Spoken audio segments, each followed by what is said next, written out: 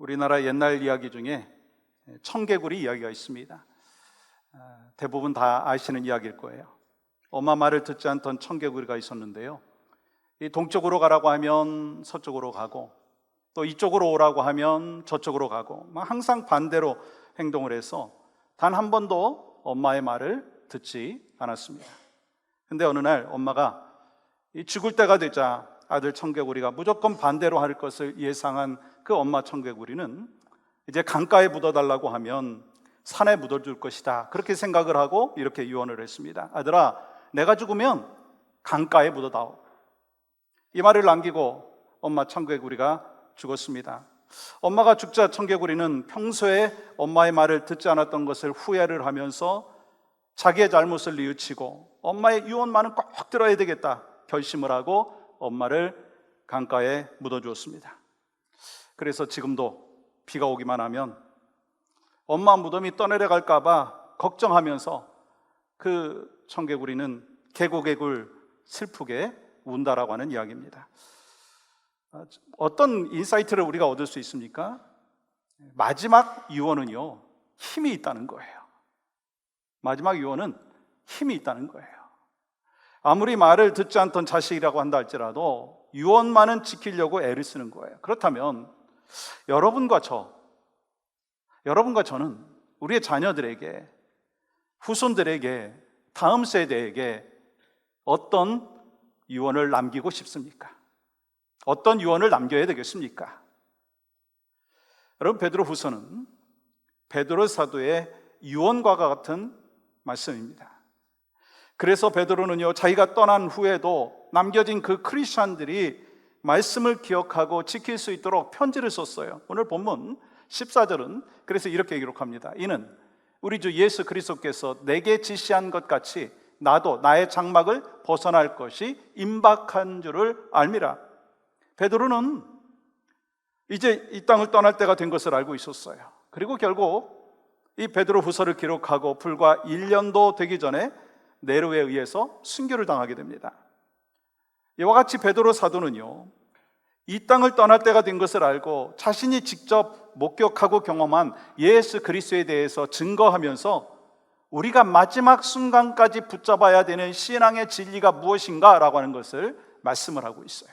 여러분 16절 말씀 보세요.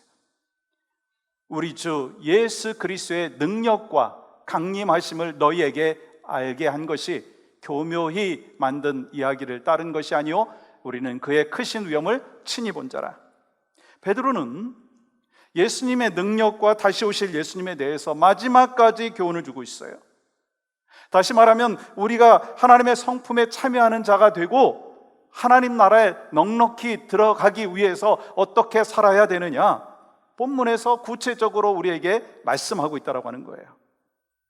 우리가 지난 2주간 동안 이 베드로 후서의 말씀을 나눴어요. 그렇다면 여러분은 설교 말씀 얼마나 기억하고 계십니까? 중요한 핵심은 기억하지 못할지 모르지만 또 어떤 분들은 대충은 또 기억하실 수도 있고 또 전체 내용을 기억하실 수도 있어요. 그리고 전혀 기억이 안 나는 분들도 있을 수 있습니다. 괜찮아요. 사실 잊어버리는 것도 은혜예요.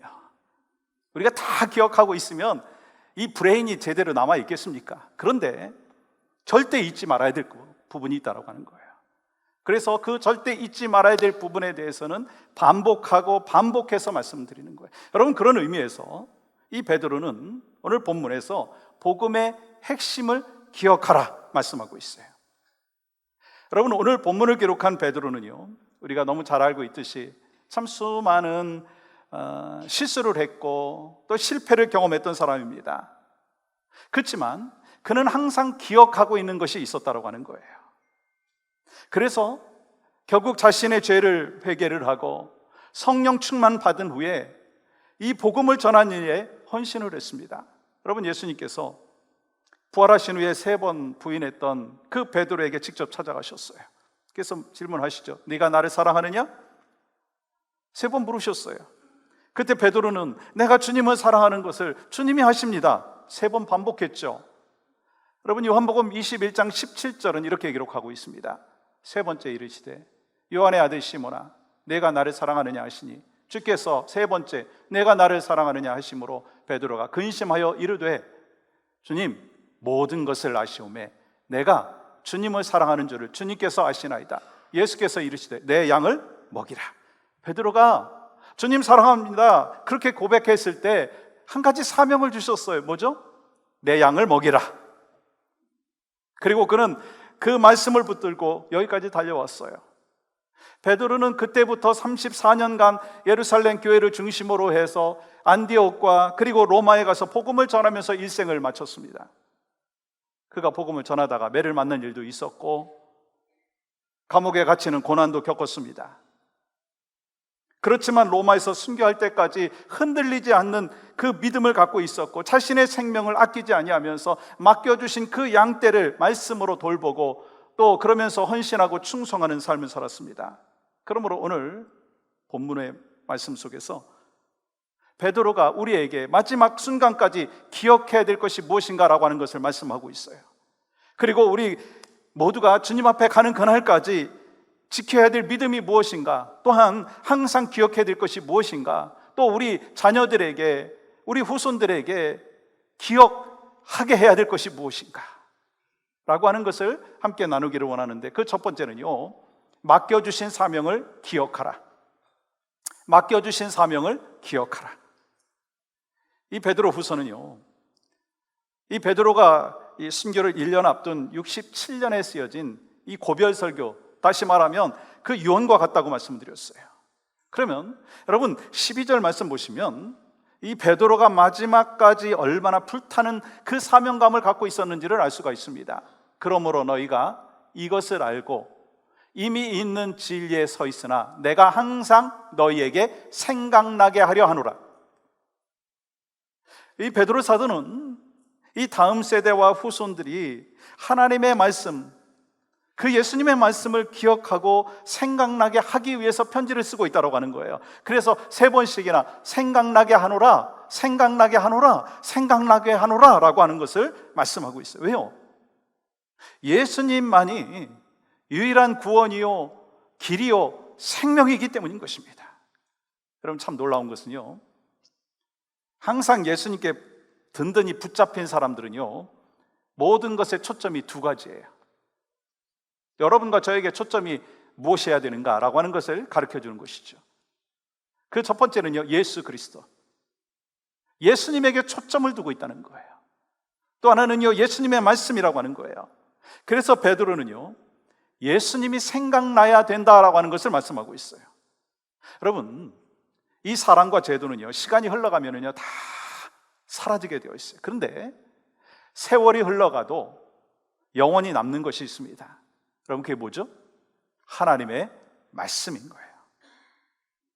그러므로 인기를 남기고 명성을 남기는 거 커다란 의미가 사실은 없어요. 그래서 베드로는요, 내가 항상 너희에게 생각나게 하려 하노라 라고 말씀하는 거예요. 여러분들이 어떤 유명한 목사님의 감동적인 설교를 들었고 정말 인상 깊은 예화를 들었다 한다 할지라도 그 목사님이나 그 예화만 생각나면 안 된다라고 하는 거예요. 그건 잘못 드는 거예요. 이 사람이나 예화만 생각나는 것이 아니라 정말 하나님의 말씀이 생각나야 된다라고 하는 거예요. 그래서 말씀 속에서 나를 향하여 말씀하시는 것이 무엇인가, 나에게 맡겨주신 사명이 무엇인가라고 하는 것이 생각나야 된다는 거예요. 그것이 기억나야 된다라고 하는 것입니다. 여러분, 이를 위해서 베드로 사도는요, 얼마나 노력을 했는지 13절과 14절은 이렇게 말씀을 하고 있습니다. 내가 이 장막에 있을 동안에 너희를 일깨워 생각나게 함이 옳은 줄로 여기노니 이는 우리 주 예수 그리스도께서 내게 지시하신 것 같이 나도 나의 장막을 벗어날 것이 임박한 줄을 알미라. 베드로는 그가 육신의 장막에 있을 동안이라고 말씀하고 있어요. 여러분, 우리의 몸이 장막인 거 아시죠? 그리고 장막은요, 임시 처소예요. 템포러리라고 하는 거예요. 근데 우리의 육신은 어떻습니까? 자꾸요, 늙게 되어 있어요. 그게 정상이에요. 나이 먹고 시간이 흘러감에 따라서 뭐가 생깁니까? 병이 생겨요. 또 자꾸 약해져요. 그래서 이 스케줄이 꽉 차 있는데 그 스케줄 중에서 가장 많은 스케줄이 어디죠? 병원 가는 스케줄. 그만큼 우리가 인생을 살면서 약해지는 거, 그게 정상이라고 하는 거예요. 왜냐하면 우리의 이 몸은 임시 처소이기 때문에. 그래서 베드로는요, 나의 궁극적인 그 소원은 빨리 아버지께로 가는 것이라고 고백하고 있어요. 그러면서 육신의 장막이 무너지면 손으로 짓지 않은 영원한 집에 내가 갈 것이라고 하는 그 분명한 약속을 붙잡고 있습니다. 여러분, 그렇기 때문에 여러분, 우리가 늙어간다라고 하는 것, 나이를 먹어간다라고 하는 것, 그것 때문에 너무 슬퍼할 일이 아니라고 하는 거예요. 아주 자연스러운 거예요. 또 우리가 늙어간다라고 해갖고 나 정말 불행하다라고 생각하지 말아야 된다는 거예요. 그렇다면 여러분, 베드로가 육신의 장막을 벗는 날, 다시 말하면 그가 순교하고 주님 앞에 갈 날이 가까우고 있음을 알고 있을 때 뭐라고 말하고 있습니까? 이제 내가 나이가 많아가지고 죽을 날이 가까웠으니까 뭐 이제부터 사역을 내려놓고 인생 즐기자, 편안히 살자, 그렇게 말씀하고 있습니까? 아니잖아요. 베드로는요, 그의 생명이 다하는 마지막 순간까지 이 예수님의 양떼를 돌보겠다라고 하는 것을 고백하고 있어요. 그래서 이렇게 말합니다. 15절 보세요. 내가 힘써 너희로 하여금 내가 떠난 후에라도 어느 때나 이런 것을 생각나게 하려 하노라. 다시 말하면 자기가 죽은 후에도 다음 세대들이 하나님의 말씀을 늘 생각하며 승리의 삶을 살 수 있도록 모든 힘과 노력을 쏟아붓겠다, 그렇게 고백하고 있습니다. 그럼 베드로는 죽음을 앞둔 순간에 다음 세대에게 자신의 자산을 남기거나 자신에 대한 좋은 기억을 남기겠다고 이야기한 것이 아닙니다. 자기가 떠난 후에도 그들이 하나님의 말씀이 생각나게 되는 것이 나에게 맡겨주신 사명이다라고 말씀하고 있어요. 다시 말하면 지금 베드로는요, 주님께 들은 말씀을 자기가 일생 동안 생각할 뿐만 아니라 오고 오는 그 세대에게 그 말씀에 그 유산을, 믿음의 유산을 남겨주겠다라고 하는 것을 말씀하고 있는 것입니다. 부모가 되니까요, 부모의 마음인지, 부모의 마음이 뭔지를 좀 알게 됐죠. 여러분, 부모의 공통적인 마음 중에 하나가 뭐가 있습니까? 자녀들에게 뭔가 조금 남겨주고 싶은 것이 있잖아요. 그렇지 않습니까? 좀 남겨주고 싶은 마음. 또 자녀들은 어떤가요? 부모에게 뭔가 조금 물려받기를 원하는 마음이 있습니다. 그러면 여러분과 저는 다음 세대에게, 우리 후손들에게 뭘 남겨주고 떠나기를 원하십니까? 여러분, 뭐 남겨주기를 원하십니까? 많은 물질의 유산인가요? 여러분이 갖고 있는 그 명예의 유산인가요? 큰 집 남겨주고 부동산 남겨주고, 여러분, 그것이 여러분의 인생의 고울이신가요? 세상 사람들은 그것이 고울이라고 얘기합니다. 근데 여러분과 저는 뭔가 달라야 되지 않겠습니까? 성경은 말씀하시죠. 그런 거 다 썩어질 것이다. 그러니 영원히 썩지 않은 것을 남겨줘야 된다라고 말씀하고 있어요. 우리가 천국 소망을 갖고 천국 시민이라면 그런 세상에 그 유산을 남겨주는 것보다 더 소중한, 먼저 믿음의 유산을 남겨주는 하나님의 백성들이 되어야 될 줄 믿습니다. 오늘 마더스데이잖아요. 많은 가정들에서 그 가족들이 모여서 함께 셀레브레이션 하는 시간들이 있으실 것입니다. 그럼 뭐 해야 되겠어요? 엄마 감사합니다, 어머니로 살아주셔서 감사합니다, 박수치고 선물 주고, 그것으로 자녀들은 다 했다라고 하더라도 부모로서 여러분 뭐를 해야 되겠습니까? 어머니로서 뭐를 해야 되겠습니까? 믿음의 유산을 남겨주기 위해서 우리가 뭘 해야 되는지를 여러분 고민하시고 그 믿음의 유산을 남겨주는 귀한 마더스데이가 되었으면 좋겠습니다. 그게 하나님께서 나에게 맡겨주신 사명 중에 가장 큰 사명이라고 하는 거예요. 제가 이 장례식을 할 때 보면 우리 자녀들 가운데 부모님의 믿음의 유산을 받은 것에 대하여 참 감사하는 그런 가정들이 있어요. 근데 장례를 집례하는 목사로서 되게 좀 감사가 있고 기쁨이 있어요. 근데 그 순간에 좀 또 한 가지 생각합니다. 우리 하나님이 얼마나 기뻐하실까, 그런 생각을 합니다. 여러분이 천국 간 후에도 여러분의 자녀들이, 여러분의 손주들이 하나님의 말씀을 기억할 준비가 되어 있느냐라고 하는 것입니다. 만약에 그렇지 않다면 우리의 호흡이 있는 동안에 후손들에게 믿음의 유산을 남겨주기 위하여 우리가 신앙의 본에 삶을 살아야 된다라고 하는 거예요. 그래서 말씀과 기도가 있어야 되고 복음 전하는 일에 날마다 힘쓰는 믿음의 백성이 되어야 될 줄 믿습니다. 여러분, 이를 위해서 중요한 게 뭐예요? 먼저 우리가 하나님의 말씀을 경외하고 순종하도록 힘써야 되는 거예요. 그래서 우리의 삶의 모습을 보면서 여러분의 자녀와 우리 교회 다음 세대들이 대대로 하나님의 말씀을 기억하고 기억해야 된다는 거예요. 그리고 또한 말씀을 묵상하고 또 순종하는 하나님의 자녀가 되어지고 믿음의 공동체를 세워주는 귀한 사명이 누구에게 있습니까? 우리에게 있는 거예요. 그게 바로 하나님께서 맡겨주신 사명을 기억하는 삶을 살아가는 것인데, 여러분과 제가 그러한 사명 잘 감당할 수 있기를 간절히 소망합니다. 두 번째는요, 기억해야 될 것이 뭐냐면 주님의 영광을 기억하라. 이 베드로는 예수님과 3년 동안 같이 살았고 훈련받았어요. 그리고 마지막 순간까지 예수님을 생각하면서 사명을 감당했습니다. 그런데 여러분, 사명을 감당하기 위해서는요, 주님의 크신 위엄을 바라보는, 주님의 능력을 경험하는 영적인 체험이 있어야 된다는 거예요. 여러분, 16절 말씀 보시면 우리 주 예수 그리스도의 능력과 강림하심을 너희에게 알게 한 것이 교묘히 모든 이야기를 따른 것이 아니요 우리는 그의 크신 위엄을 친히 본 자라. 우리 주 예수 그리스도의 능력과 강림하심을 항상 기억하라라고 말씀하는데, 이 능력과 강림이라고 하는 이 단어의 원어의 의미는 뭐냐면 능력 있는 강림. 다시 말하면 예수 그리스도께서 하나님의 능력으로 우리에게 오셨고 지금 능력으로 와 계시고 앞으로도 능력 가운데 다시 오실 것을 항상 remember, 기억하라. 베드로는 갈릴리 바다에서 고기 잡다가 예수님 앞에 픽업돼 가지고 부름받고 3년 동안 예수님과 함께 살면서 예수님께서 하신 놀라운 일들을 직접 눈으로 보고 경험을 했습니다. 예수님이 병 고치시는 일을 직접 눈으로 봤어요. 죽은 자를 살리는 일을 직접 보셨어요. 여러분, 또한 예수님께서 죽으시고 부활하신 것을, 또 하늘로 올라가신 것을 직접 눈으로 목격했어요. 그런데 여러분, 이 세계는 영지주의라고 하는 이단이 나타나가지고 예수님의 동정녀 탄생이나 또 십자가의 죽음이나 또 부활이나 또 예수님의 승천이나 다시 오신다라고 하는 그 재림이 사실이 아니고 꾸며낸 얘기다라고 하면서 성도들을 막 현혹시키고 있는 거예요. 여러분, 이때 베드로 사도는요, 거짓 교사들의 모함은 전혀 근거 없는 이야기이고 나 혼자뿐만 아니라 다른 사도들도 예수님께서 영광 중에 임하신 것을 직접 보았다라고 말하고 있어요. 그리고 내가 죽더라도 이것만은 기억하라 라고 하면서 믿음의 유산을 남겨주고 있다는 거예요.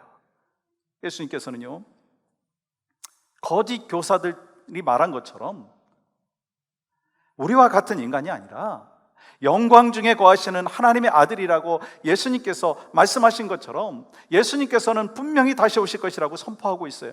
그래서 베드로는요, 17절 18절에서 아주 확신에 찬 음성으로 계속해서 이런 고백을 하고 있는 것입니다.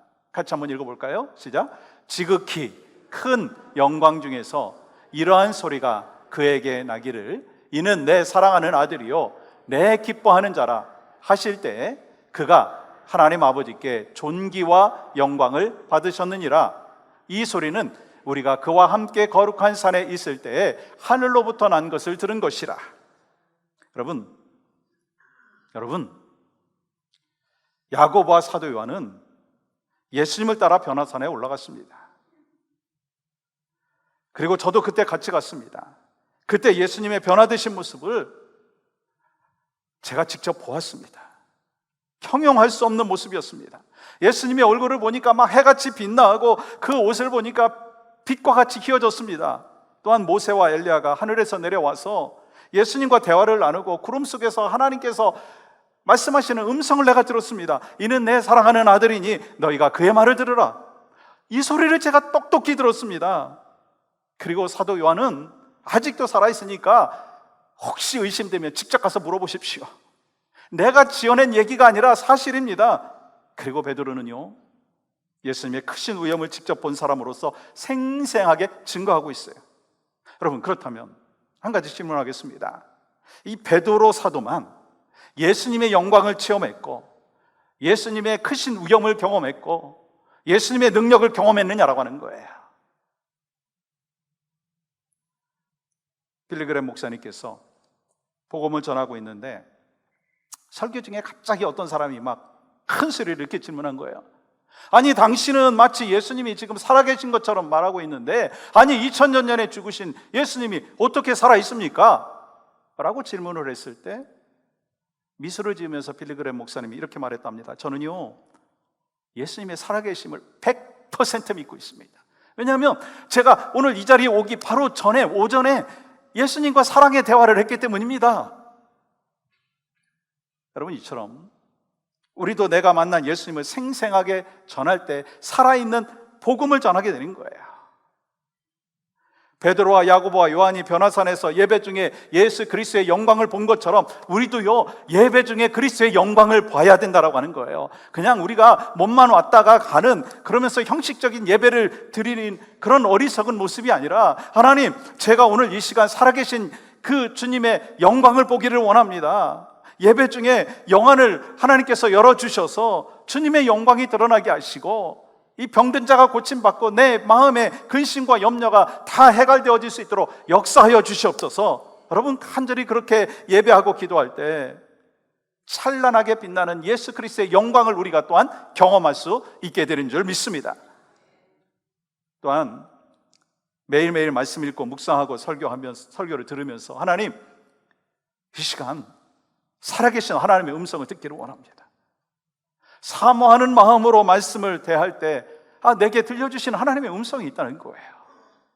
우리가 오랫동안 신앙생활을 하다가 보면 매너리즘에 빠지고,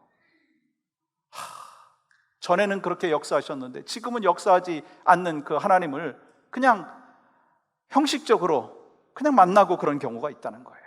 그래서 여러분과 제가 날마다 갈망하는 마음을 갖고 말씀을 대할 때마다, 하나님, 나에게 참 필요한 말씀을 주시니 참 감사합니다. 오늘 또 나에게 이렇게 귀한 말씀을 주시니 감사합니다. 그리고 말씀에 순종했더니 하나님께서 역사해 주셨습니다. 내가 예수님을 체험하고 만나고 만지고 경험하고 직접 보고 그런 삶을 내가 살기를 원합니다. 그리고 직접 그 삶 가운데 경험하면서 간증의 삶을 살아야 된다고 하는 거예요. 여러분, 사도 바울이요, 어려울 때마다, 낙심될 때마다 이 다메섹 그 체험을 떠올렸을 거예요. 빛 가운데로 찾아오신 그 예수 그리스도를 늘 기억하고 있었을 것입니다. 우리도 마찬가지예요. 오랫동안 신앙생활에서 매너리즘에 빠지고 그냥 형식적인 예배를 드리고 있고 형식적으로 기도하고 있고 형식적으로 찬양하고 있다면, 주님, 내가 예배 중에 말씀을 묵상하는 중에 성령님께서 나를 터치하여 주심의 은혜를 경험하기를 원합니다. 그래서 말씀을 통해서 또 예배를 통해서 주시는 그 은혜를 경험하면서 주의 영광을 기억하는 하나님의 백성 되기를 소망합니다. 그 마음이 있어야 된다는 것입니다. 지금도 함께 하시고 변함없이 역사하여 주시는 그 하나님의 은혜와 그 능력을 날마다 경험하시는 여러분과 저의 삶이 되어야 될 줄 믿습니다. 또 한 가지는요, 약속의 말씀을 기억하라. 기억하라, 기억하라. 또한 약속의 말씀을 기억하라. 여러분, 우리는 개인적인 신앙의 체험도 중요합니다. 근데 더 확실하고 중요한 것은요, 영원히 변함없는 하나님의 말씀이 참 중요해요.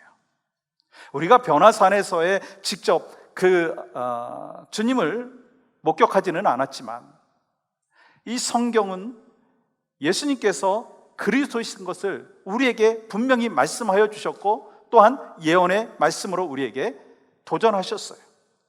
그렇기 때문에 항상 예수님의 말씀을 기억하고 기억하며 살라고 하는 거예요. 여러분, 예수님께서 다시 오실 것이라고 하는 그 약속의 말씀을 우리는요, 또한 기억하라.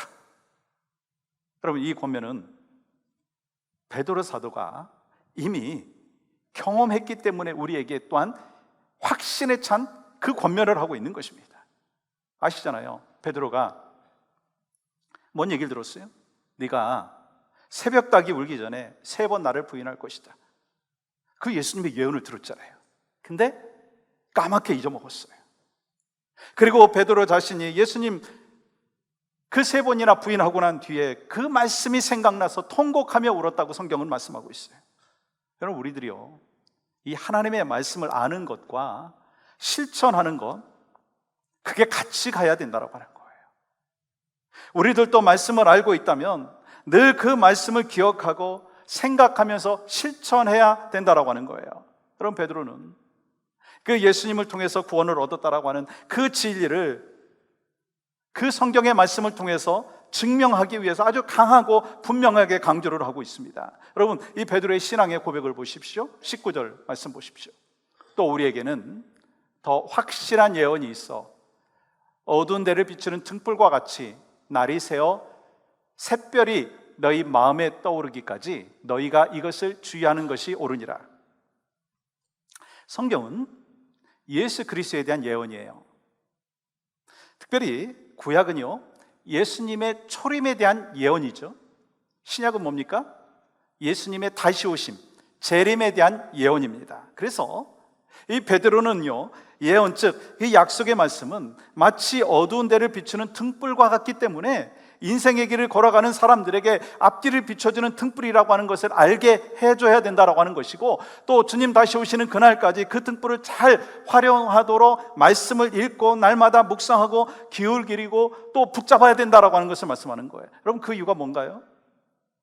오늘 본문 베드로후서 1장 20절과 21절 말씀 보십시오. 같이 읽겠습니다. 시작. 먼저 알 것은 성경의 모든 예언은 사사로이 풀 것이 아니니 예언은 언제든지 사람의 뜻으로 낸 것이 아니요 오직 성령의 감동하심을 받은 사람들이 하나님께 받아 말한 것이니라. 성경은 이 세상에서 가장 많이 팔렸고 가장 많이 읽힌 책이라고 하는 것 우리가 잘 알고 있어요. 그런데 여러분, 이 성경은요, 한 사람이 쓴 것이 아니라 성경의 저자가 이 40명 이상이 됩니다. 또 2개의 언어로, 실질적으로 아람어까지 하면 3개의 언어로 썼죠. 또 3개의 대륙에서 썼어요. 이 1600년에 걸쳐가지고 쓴 책입니다. 그 66권의 책을 하나로 묶은 거예요. 그런데 성경은요, 마치 한 사람이 한 자리에서 쓴 것처럼 예수 그리스도에 대하여서 동일하게 말씀하고 있어요. 왠지 아시죠? 성경 66권의 저자가 누굽니까? 하나님이시기 때문인 거예요.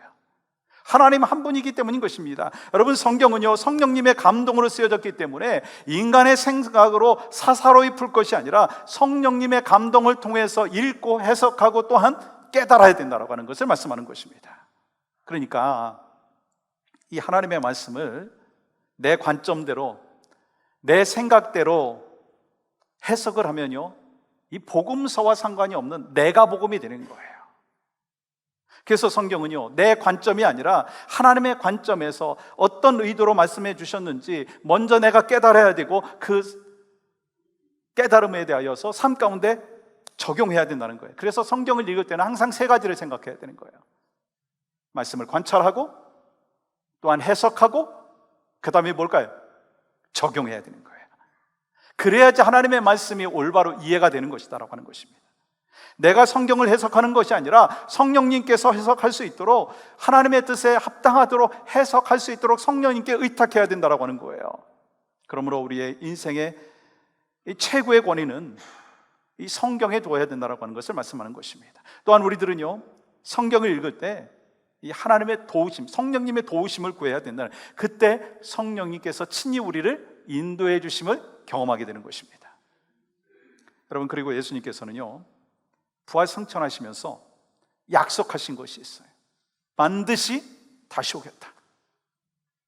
그러면서 그날을 사모하며 소망하며 살라고 말씀하는 것입니다. 그러면 예수님께서 다시 오심에 그 인류에 대한 심판과 그 종말이 오게 되는데, 왜 그러면 우리는 그날을 소망하며 기다리고 사모해야 되는가요? 아니, 주님 다시 오시는 날 심판날이고 종말날인데 왜 우리가 사모해야 되느냐라고 하는 거예요. 예수님께서 다시 오시는 이유가 있어요. 이 땅에서 예수 그리스도를 믿는 일로 인해서 환난을 당하고 시련을 당하고 핍박을 당하고 있는 이 하나님의 백성들을 최종적으로 건지시기 위해서, 그렇기 때문에 여러분과 저에게 하나님 나라를 상속시켜주는 날이 바로 그날이라고 하는 것입니다. 그래서 전에도 말씀드렸지만 그 예수님의 재림에 대한 신앙을 보면 여러분, 우리의 신앙을 점검할 수가 있다고 하는 거예요. 예를 들어서 뭔 얘기입니까? 여러분, 시험 보는 날을 기다리는 사람이 있고요, 시험 보는 날을 시발 안 왔으면 좋겠다라고 생각을 하는 사람들이 있어요. 왜 그럴까요? 여러분, 누가 고대하고 기다립니까? 시험 준비 잘한 사람이잖아요. 시험 준비 잘한 사람은요, 시험 보는 날이요, 인정받는 날이에요. 근데 시험 준비 안 한 사람들은 어떤 날이에요? 심판의 날이에요. 평가받고, 그리고 또한 준비 안 한 것이 다 드러나는 날이다 하는 것입니다. 여러분, 마찬가지예요. 예수님께서 다시 오실 그날을 우리가 소망하면서 준비하면 그날이 바로 축복의 날이고, 만약에 준비하지 못하고 세상 것을 추구하면서 살아간다면 여러분, 그날은요, 재림의 날이 심판의 날이 된다고 하는 것입니다. 그렇기 때문에 우리 모두가 재림에 대한 믿음을 갖고 다시 오실 예수님 기억하며 살아가야 될 줄 믿습니다. 사랑하는 여러분, 더 확실한 하나님의 말씀을 올바로 해석하고 적용하기 위해서 날마다 성령 하나님의 인도하심을 간구하시기를 소망합니다. 그리고 우리가 기억해야 될 게 있어요. 마더스데이를 맞이하여, 우리가 주님 앞에 서는 그날까지 기억해야 될 것이 있어요. 기억하라, 기억하라, 기억하라. 뭘 기억하시겠어요? 맡겨주신 사명이 무엇입니까? 어머니에게 맡겨주신 사명이 무엇이고, 자녀에게 맡겨주신 사명이 무엇이고, 우리에게 맡겨주신 사명이 무엇인지 기억하라. 주님의 권능과 주님의 위엄과 주님의 능력을 기억하라. 그리고 나에게 약속하신 그 말씀을 기억하라. 그리고 또 한 가지, 우리 자녀들에게, 다음 세대에게 하나님의 말씀이 언제나 생각날 수 있도록 우리는 귀한 하나님께서 세우신 귀한 사명을 잘 감당하며 나아갈 수 있는 하나님의 백성이 바로 여러분과 제가 될 수 있기를 주님의 이름으로 간절히 축복합니다.